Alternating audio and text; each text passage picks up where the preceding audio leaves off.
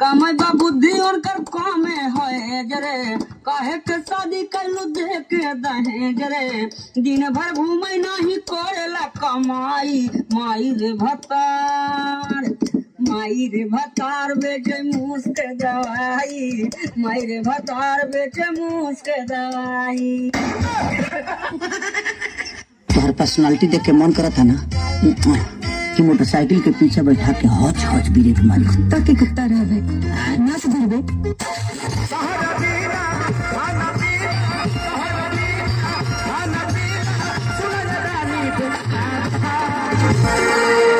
भगवान सच्चा दरबार की जय।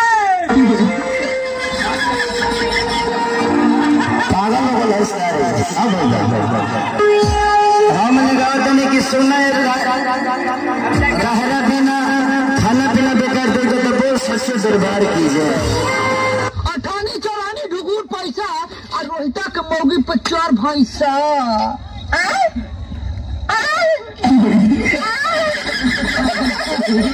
चाचा के मर जा कहीं बहुत पीछा छूटी।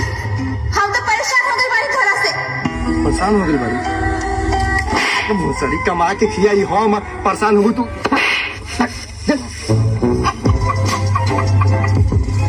कहाँ रहे कल आए का है नहीं? एक दिन नहीं आए इतना गुस्सा कल की और पटा देता। सांप के मार डालब या खुदा चपाई जब लेकिन तोका केहू दूसरे से पटाई ना दी। कितना प्यार करा था तू हमसे? हाँ बहुत प्यार करता हूँ मैं तुझसे। अगर मैंने पाया तो सिर्फ तुझे तेरे प्यार को तुझ जैसी छिनार को।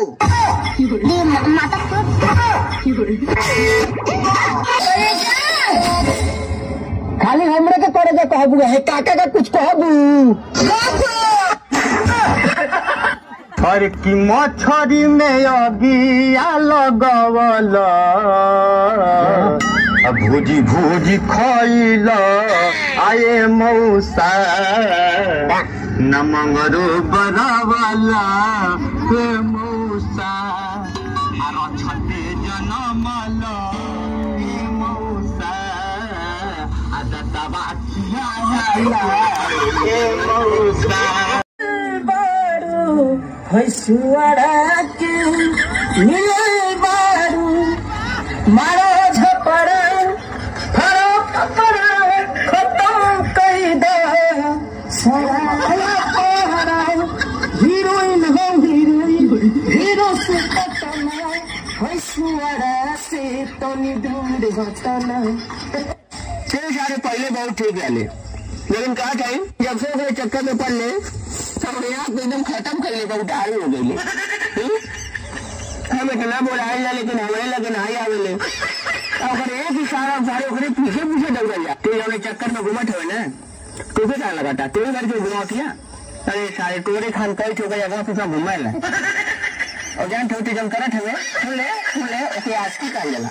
गए हुए कल को भूल जा और आज जो तेरे सामने खड़ी है उसे देख।